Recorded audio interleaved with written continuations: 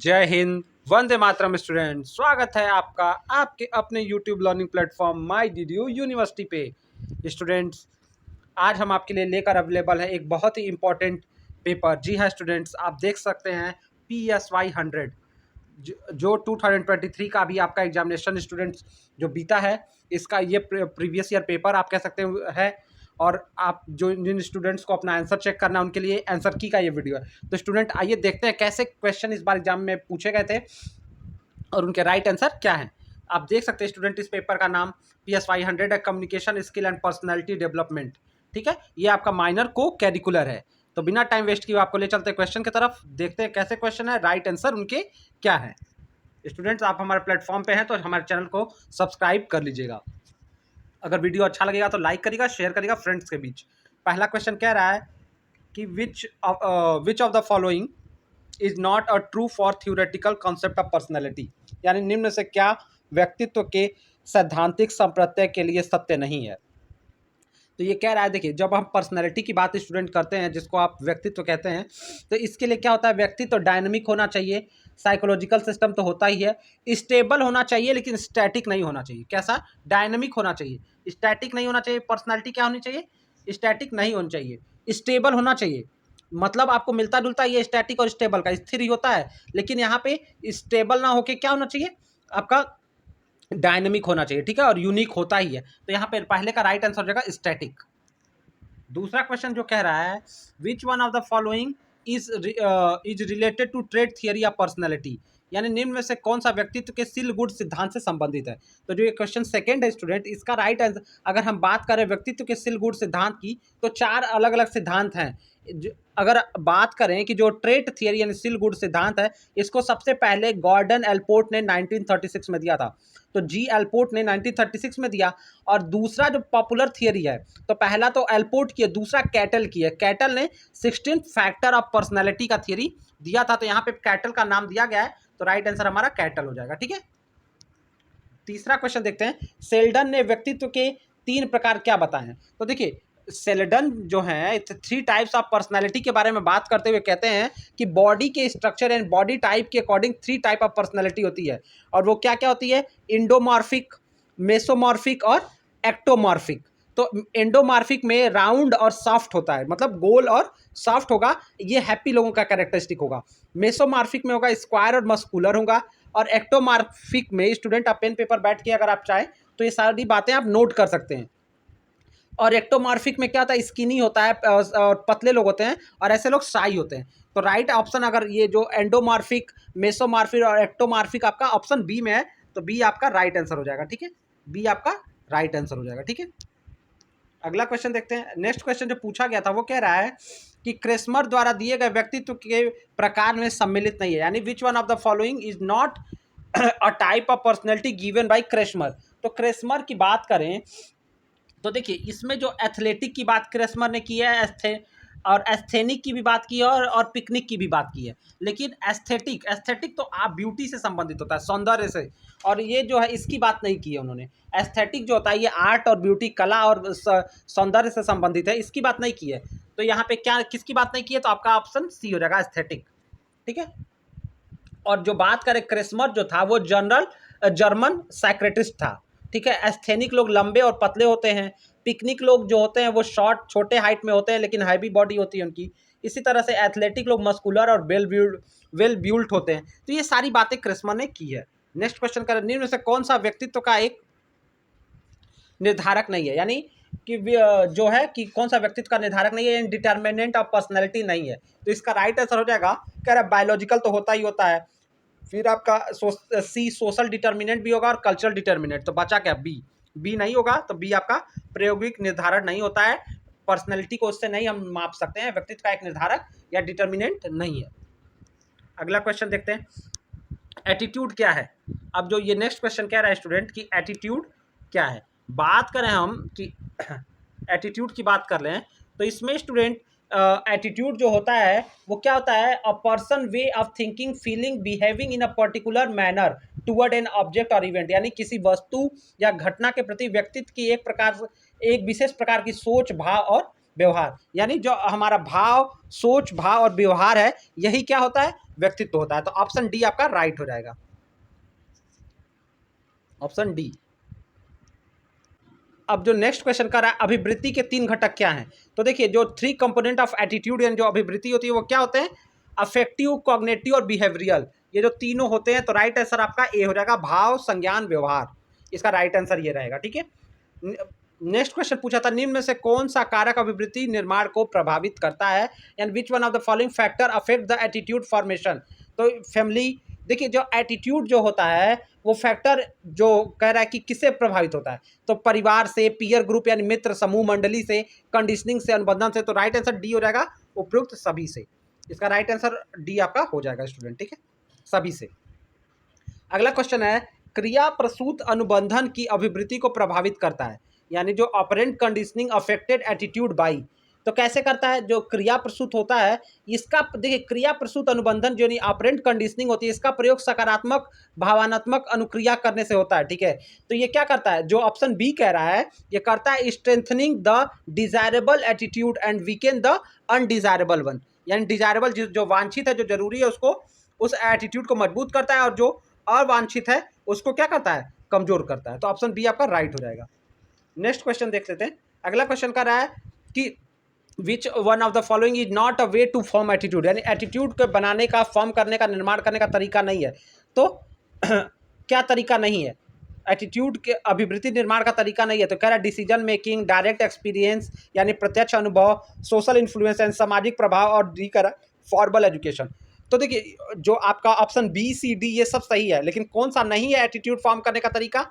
तो आपका option A नहीं है। बाकी जो बी सी डी वाले तरीके हैं, डायरेक्ट, सोशल और फॉर्मल, ये एटीट्यूड को बनाते हैं। इसके साथ साथ स्टूडेंट और नोट करेगा, कंडीशनिंग और ऑब्जर्वेशन यानी निरीक्षण, और जो कंडीशनिंग मतलब होता है किसी चीज़ का, मतलब किसी चीज़ का लालन पालन करना, उसको सेव करना, तो ये सारी चीज़ें इसके अंदर आती हैं। ठीक है, अगला क्वेश्चन है, निम्न में से क्या आत्मसम्मान को परिभाषित नहीं करता है? तो क्या आत्मसम्मान को परिभाषित नहीं करता? पहला कह रहा है कि अ पॉजिटिव और negative evaluation of self concept, यानी खुद को लेकर कि हम क्या अच्छा कर रहे हैं, क्या बुरा कर रहे हैं, यानी आत्म प्रत्यय का घनात्मक या ऋणात्मक मूल्यांकन, ये तो होगा ही स्टूडेंट। फिर कह रहा है हम दूसरे हमारे बारे में क्या सोचते हैं, तो दूसरे का हमारे बारे में क्या सोचना, तो हमारे आत्मसम्मान से कोई मतलब नहीं है। कभी कभी परिवार, समूह और संस्कृति के विचार, नैतिकता और मूल्य पर निर्भर करता है, ये तो होगा ही। हमारे व्यक्तित्व योग्यता का मूल्यांकन, तो ये तो है ही।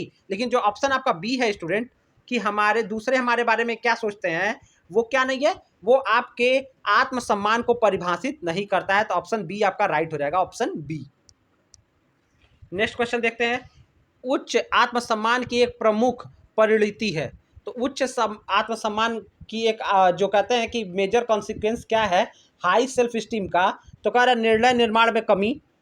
कह रहा है कि मेजर हाई सेल्फ स्टीम होगा तो निर्णय निर्माण में कमी, दूसरों के साथ खराब संबंध, आत्मविश्वास में कमी, पात्रता या सुरक्षा का भाव। तो उच्च आत्मसम्मान में क्या होता है कि पात्रता और सुरक्षा, feeling of worth and security, इसमें यही होता है। तो ऑप्शन आपका डी राइट हो जाएगा, बाकी आपका नहीं होगा। अगला क्वेश्चन है, 13th क्वेश्चन कह रहा है, which one of the following is not a sign of low self esteem, यानी निम्न आत्मसम्मान का लक्षण नहीं है। तो इसमें क्या, निम्न आत्मसम्मान में क्या होता है, लैक ऑफ कॉन्फिडेंस, यानी जो आत्मविश्वास की कमी आ जाती है। तो इसमें क्या होता है, अति सामान्यकरण, मानसिक निस्पंदन, और फिर असर्टिव निश्चयात्मकता और ऋणात्मक निष्कर्षों पर कूदना, यानी जंपिंग टू निगेटिव कंक्लूजन। तो ये होता है जब आपका कॉन्फिडेंस खराब रहेगा तो आप ज़्यादा चीज़ों को सामान्य करेंगे, ठीक है, आप जल्दी से हमेशा नकारात्मक चीज़ों पे जाएंगे। तो इसमें क्या है कि नहीं है साइन, तो नहीं साइन है, निश्चय जो है इसमें आप निश्चय नहीं ले पाएंगे क्या करना है। लेकिन जो यहाँ दे दिया है तो ये आपका हाई सेल्फ स्टीम में होता है कि आप तुरंत डिसीजन ले लेंगे जल्दी से। लेकिन जो निश्चयात्मकता होती है वो लो सेल्फ स्टीम में, यानी जो निम्न आत्मसम्मान होता है उसमें नहीं होती है। नेक्स्ट क्वेश्चन देखते हैं। नेक्स्ट क्वेश्चन कह रहा है, आत्मविश्वास का क्या अर्थ है, मतलब अर्थ है। तो आत्मविश्वास मतलब होता है अपने और अपनी योग्यताओं पे विश्वास करना। आत्मसम्मान मतलब, आत्मविश्वास मतलब होता है one's believe on one's own ability, option आपका बी राइट होगा। बाकी दूसरों, अपने प्रति दूसरों के मूल्यांकन जो ए कह रहा है वो तो होगा नहीं, सी होगा नहीं, स्वयं नए कार्यों को रोकना, उपरोक्त सभी, ऑप्शन बी आपका राइट हो जाएगा। ठीक है, अगला क्वेश्चन देखते हैं। अगला क्वेश्चन कर रहा है आत्मविश्वास बढ़ाने का एक तरीका क्या है। तो आत्मविश्वास बढ़ाने का तरीका क्या है, अपनी गलतियों को स्वीकार ना करना। नहीं, आत्मविश्वास बढ़ाना तो अपनी गलतियों को स्वीकार करना पड़ेगा, गलत हो गया। दूसरा कर दूसरों की कमजोरियों को चिन्हित करना, आपके आत्मविश्वास बढ़ाने से दूसरों की कमी का कोई मतलब नहीं है। तीसरा कर स्वयं से बात करने से बचे। नहीं, आत्मविश्वास बढ़ाना तो अपने आप से बात करना पड़ेगा, अपनी गलतियों पे काम करना पड़ेगा, अपने से पूछना पड़ेगा कि क्या सही है क्या गलत। तो ऑप्शन जो डी है वो आपका आत्म स्वीकृति का अभ्यास करें, यानी जो चीज़ें प्रैक्टिस सेल्फ असेसमेंट, कि आप अपने आप से पूछिए क्या सही है क्या गलत है, उसको स्वीकार करना चाहिए कि आपके अंदर क्या कमी रही, अपने से बात करना, ये सब चीज़ें आती हैं।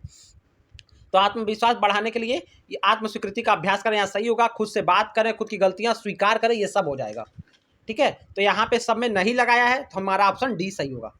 अगला क्वेश्चन है गेटिंग गोल हेल्प्स, लक्ष्य निर्धारण किसमें सहायक होता है। तो लक्ष्य निर्धारण क्या होता है, नए व्यवहारों को प्रेरित करने में, ट्रिगर न्यू बिहेवियर, बिल्कुल सही है।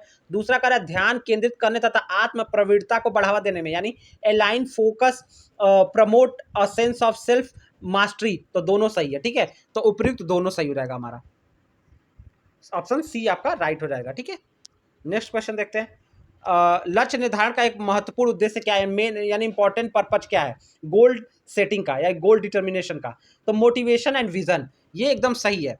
मोटिवेशन एंड विजन यानी अभिप्रेरणा, अभिप्रेरणा तथा विजन मतलब दूरदर्शिता होता है, किसी चीज को देखने का नजरिया होता है, तो ये सही होगा। बाकी जो ऑप्शन दिए गए हैं, असफलता का परिहार, ये सब गलत है। जवाबदेही का परिहार, अवॉइडेंस नहीं, और उपयुक्त कोई नहीं, तो आपका ऑप्शन ए सही है, बाकी गलत है।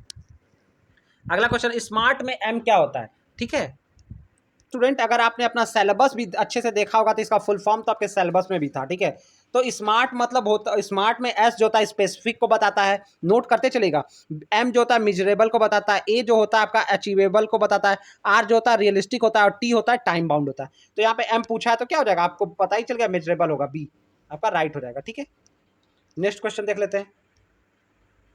जो नेक्स्ट क्वेश्चन है बहुत अच्छा क्वेश्चन है, कह रहा निम्न में से किसे समय बर्बाद करने वाला यानी टाइम वेस्टर नहीं माना गया है। तो देखिए सोशल मीडिया, इस पे टाइम वेस्ट होता ही है। मल्टीटास्किंग, बहु कार्य, बहुत सारा काम करना, इसमें भी जाएगा। कह रहा है वर्किंग विथ प्लान, योजना बनाकर कार्य करना। जब योजना बनाएंगे तो टाइम कैसे वेस्ट होगा, तो ये इसमें टाइम वेस्टर नहीं है, बाकी सारे टाइम वेस्टर हो जाएंगे। तो ऑप्शन आपका सी सही रहेगा कि ये टाइम वेस्टर नहीं है, यानी समय का बर्बाद करना नहीं है, टाइम वेस्ट करना नहीं है। टाइम वेस्टर मतलब समय प्रबंधन के 3 पी क्या है। अब देखिए जो 3 पी ऑफ टाइम मैनेजमेंट यानी समय प्रबंधन के 3 पी की बात करें, इसमें होता है प्लानिंग, प्रायोरिटाइजिंग एंड प्रोड्यूसिंग। तो ऑप्शन है, ये किसमें सारे ऑप्शन है, तो स्टूडेंट ये सारे ऑप्शन की बात करें कि ये जो 3 पी वाली है, तो ये सारे ऑप्शन आपके ऑप्शन सी में है, तो राइट आंसर आपका ऑप्शन सी हो जाएगा। ठीक है, ओके। अब जो नेक्स्ट क्वेश्चन देखते हैं क्या कर रहा है। नेक्स्ट क्वेश्चन जो कह रहा है, क्या कह रहा है कि वह व्यक्ति जो सूचना का प्रसारण करता है, यानी जो मैसेज भेजता है, तो वो क्या करता है, तो भाई प्रेषक ही तो भेजेगा। तो इस सेंडर, जिसको अंग्रेजी में क्या बोलते हैं, सेंडर। तो जो ट्रांसमिट करता है मैसेज वो कौन होता है, सेंडर। जो मैसेज प्राप्त करता है वो रिसीवर। ठीक है, अगला क्वेश्चन, अच्छे संचार का आवश्यक घटक नहीं है। तो देखिए अच्छे संचार का आवश्यक घटक क्या नहीं है, कॉन्साइंस संक्षिप्त होना चाहिए, कॉपी कोहेरेंट मतलब सुसंगत होना चाहिए, कंप्लीट होना चाहिए, कम्युनिकेशन सही। तो आपका ऑप्शन क्या नहीं हो जाएगा, कॉपी। जो ऑप्शन बी है जो कॉपी या नकल, वो नहीं आपका हो जाएगा। तो यहाँ पे बी आपका आवश्यक घटक में कॉपी नहीं आएगा। ठीक है, ओके। नेक्स्ट क्वेश्चन कह रहा है कि संचार की बाधाओं को दूर किया जाता है कैसे, एक्टिव लिसनिंग, कंप्लेन करके, अवॉइड करके, इंफॉर्मेशन ओवरलोडेड यानी शिकायत करके, परिहार करके, सूचना अतिभार द्वारा। तो राइट ऑप्शन अगर इसमें से चुनना पड़ेगा, संचार की बाधाओं को कैसे दूर किया जाएगा, तो उसको सक्रिय एक्टिव लिसनिंग द्वारा आप सुनेंगे, जो चीज़ें बताई जा रही, तो सबसे बड़ी बाधा है कि अगर बिना मन के सुनेंगे, तो एक्टिव लिसनिंग द्वारा उसकी बाधाओं को दूर किया जा सकता है। तो ऑप्शन ए आपका राइट हो जाएगा, ऑप्शन ए। ठीक है, इसको सक्रिय श्रवण द्वारा बाधाओं को दूर किया जा सकता है। अगला क्वेश्चन है, निम्न से कौन अवाचिक संप्रेषण यानी which of the following is not a non verbal communication. तो नॉन वर्बल में हम बोलते नहीं हैं, अपने हाव भाव से और जो होता है उससे चीज़ों को बताने की कोशिश करते हैं। तो इसमें क्या होता है, तो इसमें भाव, gesture, posture, eye contact, frequency of word uttered पर मिनट। ठीक है, तो कौन सा जो है उसका घटक नहीं है, तो ठीक है इसमें आप गेस्चर पोस्चर ये सारी चीज़ें हो जाएंगी, लेकिन जो डी है वो आपका ये जो है नॉन वर्बल कम्युनिकेशन में नहीं आएगा, ठीक है, अशाब्दिक संप्रेषण में नहीं आएगा।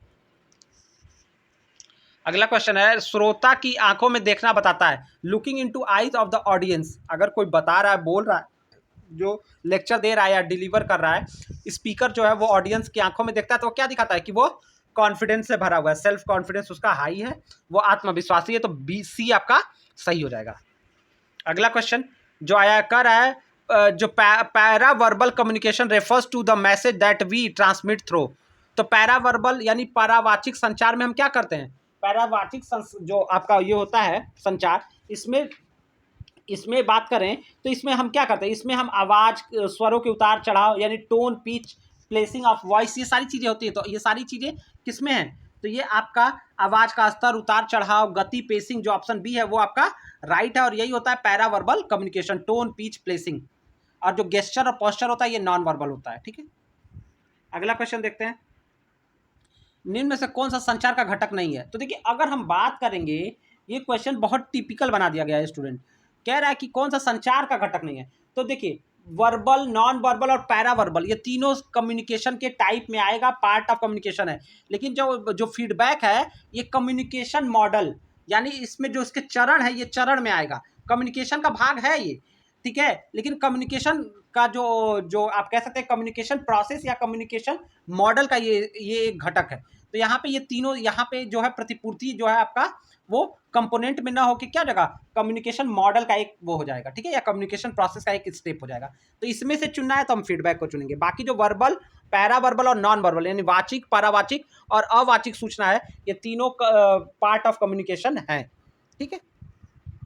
स्टूडेंट कभी कभी हमको आंसर क्वेश्चन के अकॉर्डिंग करना पड़ता है, इसीलिए वो होता है, नहीं तो सेंडर, रिसीवर, मैसेज, चैनल ये सब जो है, और जो फीडबैक है जो ऊपर दिया था वो क्या है, वो सब कम्युनिकेशन मॉडल के स्टेप है या कम्युनिकेशन प्रोसेस के स्टेप है, ठीक है।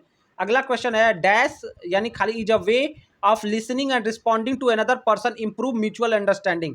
तो कह रहा है दूसरों की खाली स्थान दूसरों की बात सुनने और अनुक्रिया करने का एक ऐसा तरीका है जो आपसी समझ को बढ़ावा देता है। तो वो कौन सा तरीका है, एक्टिव लिसनिंग, जिसको आप सक्रिय श्रवण कहते हैं। तो वही एक ऐसा तरीका है जिससे हम दूसरों की बातों को ध्यान से सुनते हैं, इससे दोनों के बीच में रिश्ते प्रगाढ़ होते हैं, ठीक है, और जिस कंक्लूजन पे आदमी जल्दी पहुंच पाता है। अगला क्वेश्चन था कि 3 R of active listening. Active listening के 3 R यानी सक्रिय श्रवण के 3 R क्या होते हैं, तो स्टूडेंट याद रखिएगा, रिपीट, रिफ्लेक्ट और रिस्पॉन्ड होते हैं। ऑप्शन सी आपका राइट हो जाएगा, ऑप्शन सी आपका क्या हो जाएगा, राइट हो जाएगा, ठीक है। नेक्स्ट क्वेश्चन देखते हैं, किसी परिस्थिति में दूसरे के दृष्टिकोण से यह समझ सकने की क्षमता कि वह व्यक्ति कैसा अनुभव कर रहा है कहलाती है। तो जब वह व्यक्ति, देखिए किसी के साथ संवेदना रखना जो होता है वो सिंपैथी कहलाता है, सहानुभूति, लेकिन जब दूसरे की भावना, दूसरे कैसा महसूस कर रहा है और वो चीज़ खुद महसूस करना, वो कहलाता है परानुभूति, जिसको इम्पैथी कहते हैं। तो यहाँ पे इसका राइट आंसर इम्पैथी हो जाएगा, ठीक है, सिंपैथी नहीं होगा, और वो आपका क्या हो जाएगा, इम्पैथी, परानुभूति, ठीक है। और टेलीपैथी तो अलग ही चीज़ है। अगला क्वेश्चन, अंतर्व्यक्तिक संबंध सामाजिक सहचर्य यानी interpersonal relationship is a social associate between 2 or more person. जो इंटरपर्सनल रिलेशनशिप होता है वो सोशल एसोसिएट बिटवीन 2 या और मोर पर्सन। तो 2 पर्सन की इसके बीच में होगा, समूह के बीच में होगा, मोर में परिवार। तो राइट आंसर आपका सब हो जाएगा, तो डी सही हो जाएगा, ऑल ऑफ एबव या ऑल ऑफ दीज। अगला क्वेश्चन है, which one of the antecedent condition of interpersonal relation यानी अंतर्व्यक्तिक संबंधों की एक पूर्ववर्ती दशा। तो पूर्ववर्ती दशा क्या है, ठीक है, तो खराब रिश्ते, सन्निकता, आत्ममुग्धता, ये नहीं होगा, राइट आंसर आपका हो जाएगा निर्भरता। जो अंतर्व्यक्तिक यानी इंटरपर्सनल रिलेशन होता है उसमें डिपेंडेंसी होती है, ठीक है, निर्भरता होती है दूसरे पे। अगला क्वेश्चन है, संबंध महत्वपूर्ण होते हैं क्योंकि वो व्यक्ति की बहुत सी आवश्यकताओं को पूर्ण करते हैं सिवाय। तो देखिए संबंध जो होते हैं ये आपको साइकोलॉजी के अकॉर्डिंग बताना है, भावनाओं में बह के नहीं बताना है। तो ये कह रहा है कि रिलेशनशिप जो होते हैं इंपॉर्टेंट होते हैं क्योंकि वो हमारी ज़रूरतों को पूरा करते हैं। किन किन ज़रूरतों को, शक्ति की आवश्यकता, जब आपको कमज़ोर महसूस हो करें, आपको दूसरे का साथ चाहिए तो भी ठीक, नीड ऑफ बिलोंग, संबंधन की आवश्यकता बिल्कुल, सोशल एक्सचेंज बिल्कुल, प्रेम पाने की आवश्यकता। तो इससे आपका संबंध नहीं है, रिलेशनशिप, अगर आप प्रेम पाने की जो कह रहा है need to feel the love, इससे आपका रिलेशनशिप का कोई कुछ नहीं होने वाला है। आपको लग सकता है ये सही है, लेकिन ये जो आपको साइकोलॉजिकल एस्पेक्ट पे देखेंगे तो प्रेम पाने की आवश्यकता आपको है, इसलिए संबंध की जरूरत है, नहीं, ऐसा नहीं है। ठीक है, अगला क्वेश्चन है, कह रहा way to improve interpersonal relation involve, यानी अंतर व्यक्तिक संबंधों को सुधारने के तरीके में क्या क्या आता है। तो इसमें खुलापन, openness, set boundaries, active listening यानी सक्रिय समझ। तो राइट आंसर हो जाएगा उपयुक्त सभी, यानी ऑप्शन डी आपका राइट हो जाएगा। तो उपयुक्त सभी इसका राइट आंसर हो जाएगा डी। ठीक है, किस अंतर व्यक्तिक संबंध को सुधारने के लिए खुलापन होना चाहिए, सीमांकन का निर्धारण होना चाहिए, सक्रिय समझ सब होना चाहिए।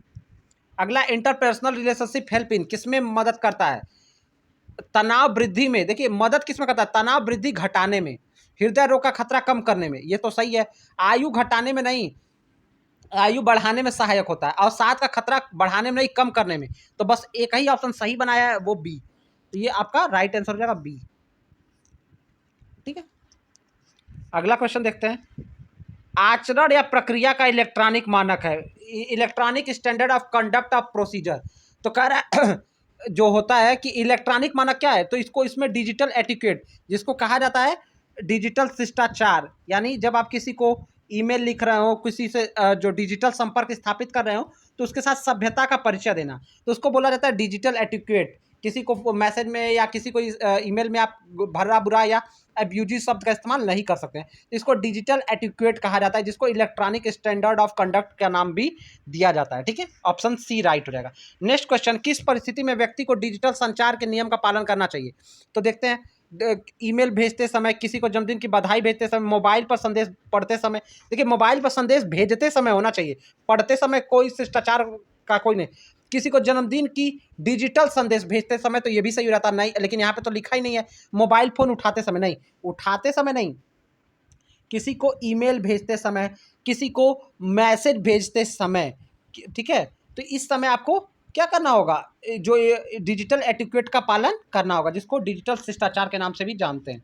अगला, कौन सा कथन आईसीटी के लिए सत्य है, कौन सा कथन आईसीटी के लिए सत्य है। तो कह रहा है कि इसमें कह रहा है कि इसमें केवल संचार तकनीक सम्मिलित है, इंक्लूड कम्युनिकेशन टेक्नोलॉजी। फिर कह रहा है इसमें केवल सूचना तकनीकी शामिल है, इट इंक्लूड इंफॉर्मेशन टेक्नोलॉजी। तो ये दोनों सम्मिलित है, तो राइट दोनों को सम्मिलित किया गया ऑप्शन डी में। बाकी आपका सारा गलत है, जो सी ऑप्शन है। तो राइट आंसर है कि सूचना और संचार दोनों ही तकनीकी सम्मिलित है इसमें, यानी both information and communication are technology are involve. Okay, next question देखते हैं, कह रहा है सीपीयू के दो प्रमुख घटक क्या हैं। तो सीपीयू के दो प्रमुख घटक क्या हैं, एएलयू और कंट्रोल यूनिट। एएलयू और कंट्रोल यूनिट है स्टूडेंट। ठीक है, मेमोरी होता है, 3 मेन यूनिट होता है, लेकिन जो जो दो इंपॉर्टेंट होते हैं वो आपका कंट्रोल यूनिट एएलयू, और जो तीसरा होता है वो मेमोरी होता है। तो मेमोरी उतना इंपॉर्टेंट नहीं है, कंट्रोल यूनिट और एएलयू इंपॉर्टेंट है, जो मेन मुख्य घटक है। लास्ट क्वेश्चन जो पूछ रहा था, डिजिटल शिष्टाचार आवश्यक है। अब क्यों आवश्यक है, मैंने बताया ना कि आपको शिष्टाचार का परिचय देना पड़ेगा, मैसेज भेजते समय किसी को गाली आप नहीं दे सकते हैं। तो ये कह रहा है restricting access to the internet for children, बच्चों इंटरनेट तक बच्चों की पहुंच को प्रतिबंधित करने के लिए, दूसरों के साथ सुचारू रूप से ऑनलाइन संचार के लिए, उपभोक्ता के ऑनलाइन अधिकारों को बढ़ाने के लिए, ऑल ऑफ एबव। तो देखिए डिजिटल एटिक्वेट नीडेड टू, क्योंकि तो दूसरों के साथ सुचारू रूप से ऑनलाइन संचार के लिए। ठीक है, तो स्टूडेंट अगर इसमें बात करें तो जो ऑप्शन ए है वो तो आपका गलत है, तो लेकिन जो बी और सी वो दोनों सही हो सकता है। और ऑप्शन डी कह रहा है उपरोक्त सभी, तो उपरोक्त सभी को हम नहीं जाएंगे। बी कह रहा है दूसरों के साथ सुचारू रूप से ऑनलाइन संचार के लिए, to increase online rights for user, उपभोक्ता के ऑनलाइन अधिकारों को बढ़ाएंगे। तो ये बी और सी तो राइट हो सकता है, लेकिन इसमें से सबसे ज़्यादा सही हो जाएगा कि दूसरों के साथ सुचारू रूप से ऑनलाइन संचार के लिए। ठीक है, अगर ये जो पहला ऑप्शन कर रहा है इंटरनेट तक बच्चों की पहुँच को प्रतिबंधित करने के लिए डिजिटल शिष्टाचार आवश्यक नहीं है। ठीक है, तो यहाँ पे जो है दूसरों के साथ सुचारू रूप से ऑनलाइन संचार के लिए इंपॉर्टेंट है। ठीक है, तो यहाँ पे बी हमको ज़्यादा सही लगा। ठीक है, बाकी डी तो नहीं हो पाएगा। डी अगर होता कि अगर ए ऑप्शन में कुछ सुधार कर दिया जाता। ठीक है, तो यहाँ पे राइट आंसर बी हो जाएगा, to properly communicate with the others online.